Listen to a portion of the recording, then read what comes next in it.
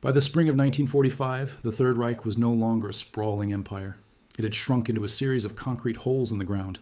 As the United States Army pushed deeper into the heart of Germany, they expected to find a defeated nation in ruins. Instead, they stumbled upon something that felt like it belonged in a science fiction nightmare. Beneath the picturesque mountains of Thuringia and the forests of Bavaria, the Nazis had constructed a subterranean world, a vast, sprawling network of tunnels, factories, and laboratories that the world was never meant to see. When the young American GIs first cracked open the heavy steel blast doors of these fortresses, the air that rushed out smelled of oil, chemicals, and a dark industrial secret.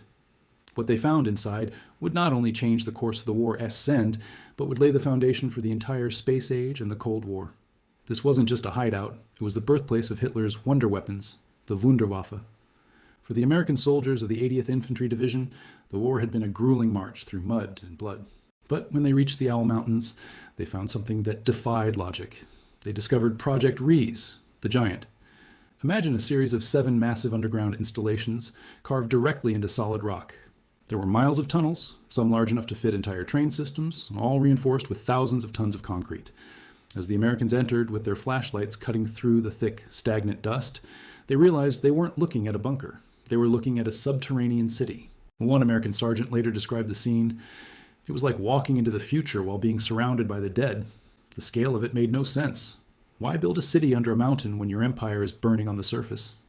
Inside, the U.S. Army found thousands of blueprints and half-finished machines.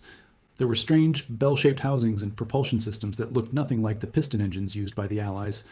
The German engineers who were captured on site were silent, terrified of what the Americans would find in the deeper levels. While some fortresses held weapons, others held the soul of Europe. In April 1945, the U.S. Third Army, led by General George S. Patton, made a discovery in the Merkers salt mine that would become legendary. As the soldiers descended 2,000 feet below the earth, they expected to find ammunition caches. Instead, when the elevator doors opened, the light of their torches hit a wall of gold. Thousands of gold bars, worth billions of dollars, were stacked like bricks. But next to the gold was something even more valuable to the world. Hundreds of crates containing the greatest art ever created, works by Rembrandt, Rubens, and Goya, all stolen from the museums of Europe. General Patton himself visited the mine. Standing in the cold, salt-dusted tunnels, surrounded by the stolen wealth of a continent, he realized the true scale of the Nazi obsession. They had built these underground fortresses to preserve their new world order, even as the sky fell. But as the Americans moved further into the tunnels, the treasures turned from art to something far more sinister. Perhaps the most haunting discovery was the Mittelwerk facility near Nordhausen. When American troops entered the tunnels of the Konstein Mountain, they found a 2-mile-long tunnel system that housed the assembly lines for the V-2 rocket, the World AS first long-range ballistic missile. The scene was horrific. Row after row of shining black and white rockets stood like silent giants in the gloom. This was the technology that had been terrorizing London, built in total secrecy under a mountain. The American intelligence officers who arrived on the scene were stunned. They realized that while the U.S. was perfected, the B-29 bomber, the Germans had been building a weapon that could reach the edge of space. The U.S. Army didn't just find a factory, they found the blueprint for the future of global warfare. One U.S. colonel noted in his report, "If we had arrived 6 months later, the war might not have ended in Berlin." These machines represent a leap in technology that we are only beginning to grasp. The deeper the Americans went, the more they realized that the underground fortress was not just about protection. It was about an obsession with final victory. They found documents detailing plans for the America Bomber, a plane capable of crossing the Atlantic to strike New York, and designs for the Bell, or Die Glocke, a project so secret that even the high-ranking German prisoners claimed to know nothing about it. The U.S. Army realized that they were in a race against time, not against the German soldiers, but against the Soviet Union, which was also hunting for these underground secrets. Every file, every scientist, and every half-finished rocket found in these fortresses was a piece of a new puzzle. As Section 1 of our investigation concludes, the Americans have only scratched the surface. They have found the gold, they have found the rockets, and they have seen the scale of Hitler's madness. But in the next part of our journey, we move to the most classified discovery of all. What did the U.S. Army find in the hidden laboratories of the Alpine Redoubt? And what was the secret that led the Americans to launch Operation Paperclip, whisking Nazi scientists away to the United States before the ink on the surrender papers was even dry? The real mystery wasn't what was on the walls of the fortress. It was what was hidden behind the final sealed door. As the American 101st Airborne and the 10th Mountain Division pushed into the Bavarian Alps, the rumors of an Alpine Redoubt, a final impregnable Nazi stronghold, began to take a terrifying shape. The U.S. Army wasn't just finding soldiers anymore, they were finding scientists who looked like they had stepped out of a century yet to come. Deep within the salt mines of Altaussee and the hidden bunkers of the Obersalzberg, the Americans stumbled upon the brain trust of the Third Reich. These were the laboratories of the SS Ahnenerbe and the private research cells of Albert Speer. What lay behind the heavy, pressurized doors was not just weaponry, but a total reimagining of physics and biology. The first major shock came when U.S. intelligence officers entered a concealed facility near the Austrian border. There, they found prototype designs for the Messerschmitt Me 163 Comet, a rocket-powered interceptor so fast that Allied pilots thought they were seeing ghosts in the sky. But even more disturbing were the blueprints for the Silbervogel, or Silverbird. It was a suborbital bomber designed to skip across the Earth's atmosphere to deliver a payload to New York City. The American colonels looked at these drawings in silence.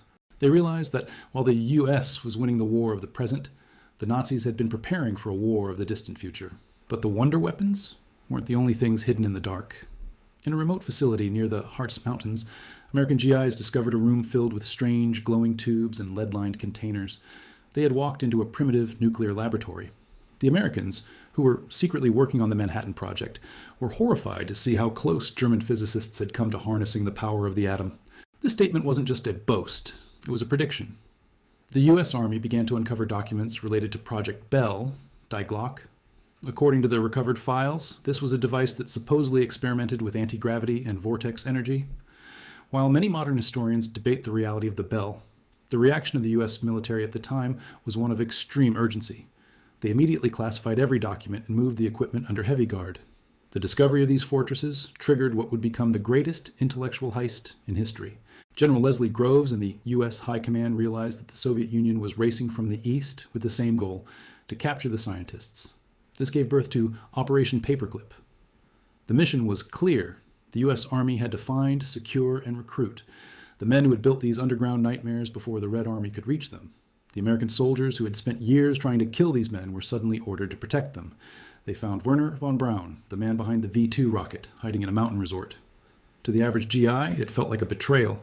They had seen the slave labor camps used to build these tunnels, the thousands of innocent lives ground into the dust to carve out these fortresses. Yet, the U.S. High Command knew that the technology inside these mountains was the key to the next century. Inside the final level of one Bavarian bunker, the Americans found a map of the moon with German inscriptions. It was a chilling reminder that Hitler's vision wasn't just to conquer Europe, but to dominate the very heavens.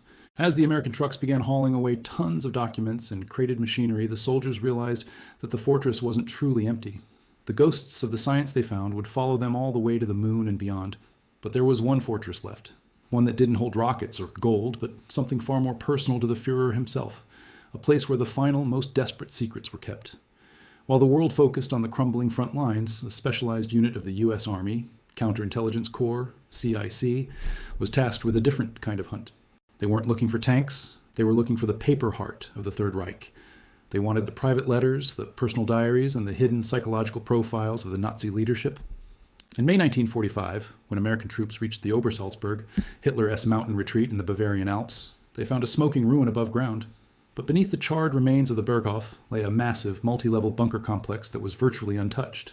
As the Americans blew the locks off the steel doors to Hitler's private suite, they didn't find the lair of a conquering warlord. They found a chillingly domestic scene frozen in time.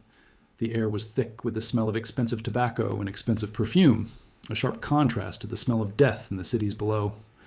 Behind a false wall in the study, U.S. officers found a safe containing Hitler's most private documents. Among them were files that the German High Command didn't even know existed. These included detailed medical reports that revealed the Führer SS' rapidly declining health and his heavy dependence on a cocktail of drugs administered by his personal physician, Theodor Morell. The Americans were shocked to find that the man who had terrified the globe was, in his final years, a physical wreck.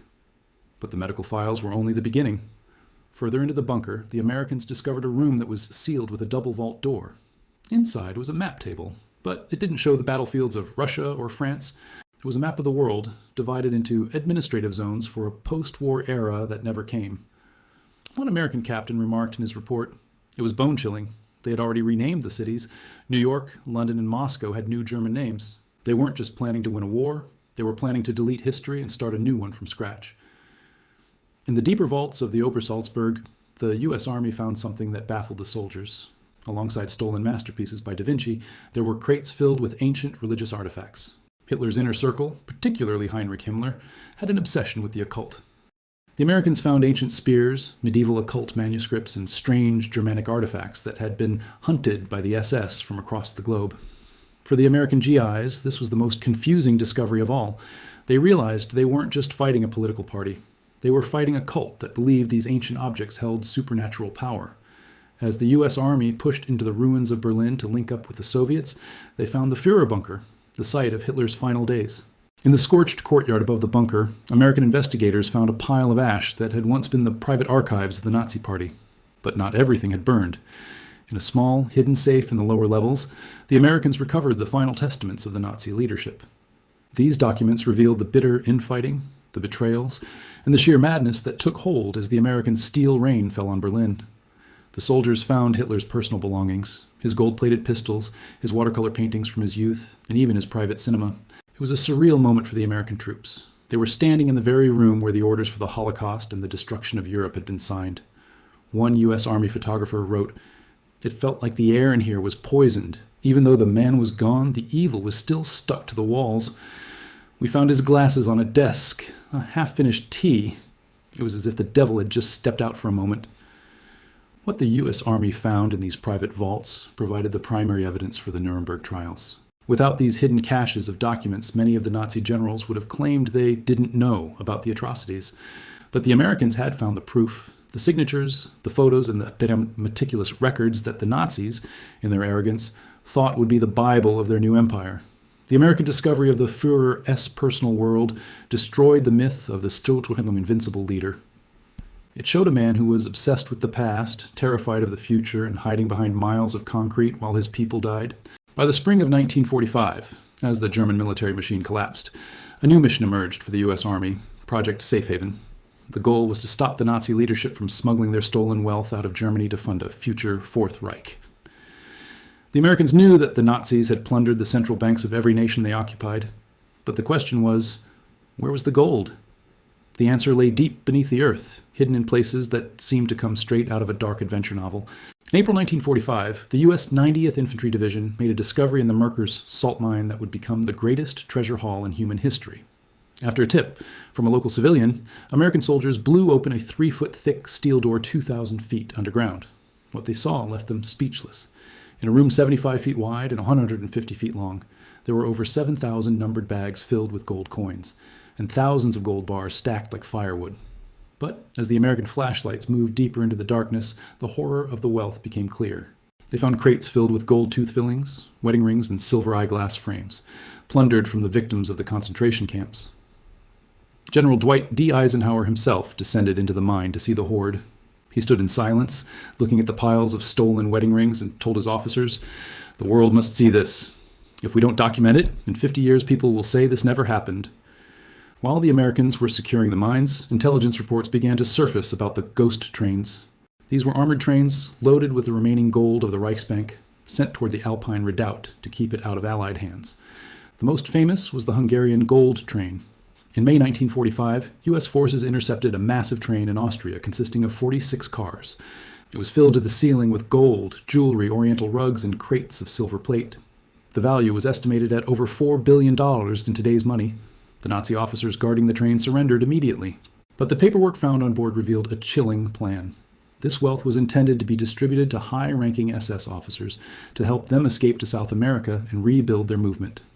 As the U.S. Army moved into the Austrian Alps, they heard whispers of even more treasure hidden at the bottom of Lake Toplitz. Local villagers reported seeing Nazi soldiers dumping heavy crates into the freezing deep waters as the Americans approached. U.S. Navy divers were brought in, and what they found wasn't just gold. They recovered millions of pounds of counterfeit British currency. The Nazis had run a secret operation called Project Bernard, using prisoner labor to print perfect forgeries of British money. The plan was to drop the currency over London to destroy the British economy. The Americans realized that the underground fortresses were not just for storage, they were for economic warfare. Beyond the physical gold, the U.S. Army's financial intelligence units found something even more dangerous: the ledgers. Deep in the underground vaults of the Reichsbank's secondary headquarters, they found the records of secret bank accounts in Switzerland, Sweden, and Argentina. The American investigators realized that the underground fortress extended beyond the mountains of Germany and into the global banking system. The U.S. Army had to move fast to freeze these assets before the Odessa Network, the secret group responsible for Nazi escapes, could use them to spirit war criminals away to safety. By the time the war ended, the U.S. Army had recovered over 90% of the stolen German gold, but to this day, millions in diamonds and thousands of pieces of artwork remain missing. The underground fortress had done its job of hiding the loot so well that even 80 years later, treasure hunters still flock to the mountains of Europe, hoping to find the one vault the Americans missed. For the soldiers of the U.S. Army, the treasure wasn't a prize, it was a burden. Every gold bar was a reminder of the millions of lives lost, and every secret train was a piece of a puzzle they were still trying to solve. As the smoke cleared from the ruins of the Third Reich, the U.S. Army realized that their discovery of the underground fortresses was just the beginning of a new, silent war. The underground fortress had been emptied of its gold and its guns, but its most dangerous secret was still at large: the intellectual capital. The American High Command made a cold, calculated decision. They saw that the Soviet Union was aggressively looting German territory for technology. To protect the future of the United States, they launched Operation Paperclip. U.S. intelligence officers began a frantic search for the scientists who had designed the horrors found in the tunnels. Wernher von Braun, the man who built the V-2 rockets that rained death on London, was found hiding in a mountain resort. Instead of being put on trial, he and over 1,600 other German scientists were offered a choice: face the consequences of their past, or come to America to build the future. The American soldiers who had liberated the tunnels of Mittelwerk, where thousands of slave laborers had died building these rockets, were horrified.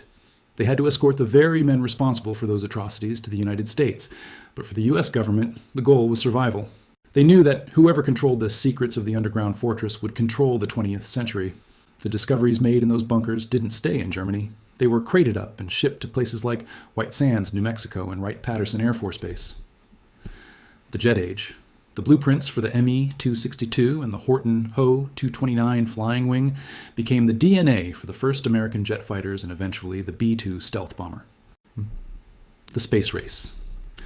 The V-2 rockets captured from the Konstein Mountain were the direct ancestors of the Saturn V rocket that would eventually take American astronauts to the moon.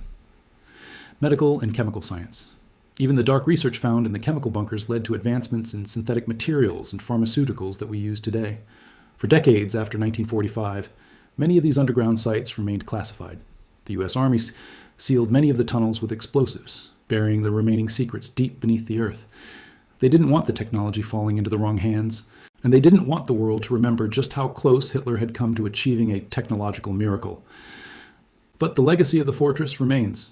Every time we see a rocket launch or a stealth jet fly, we are seeing the refined, peaceful evolution of the dark science discovered by American GIs in the spring of 1945. What the U.S. Army found inside Hitler's secret underground fortress was a warning. It showed that even the most advanced technology in the world cannot save a regime built on hate. The Nazis built the world's most sophisticated bunkers to hide from the sun, but in the end, the American spirit of freedom and industrial might broke through the concrete. The gold has been returned, the rockets have been repurposed, and the bunkers are now mostly silent, decaying ruins. But for those who study the history, the message is clear. The greatest fortress ever built was no match for the truth.